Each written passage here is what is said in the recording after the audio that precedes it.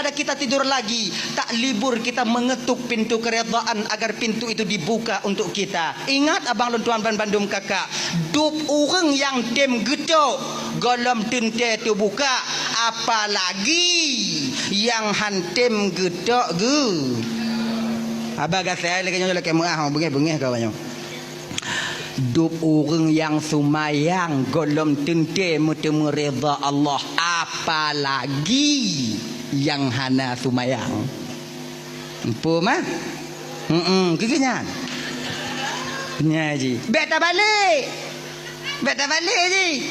Beta semayang. Orang semayang dan golom tente tamang syurga. Nyambut tuh. Tapi ingat, habanyo tidak layak keluar daripada lidah orang yang hana sumayang.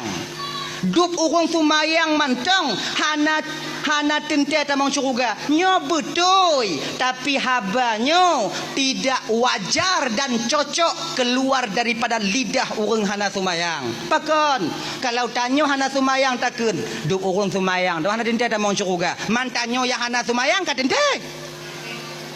Yang cocok pegahnya orang yang sumayang. Nyo utanya sumayang.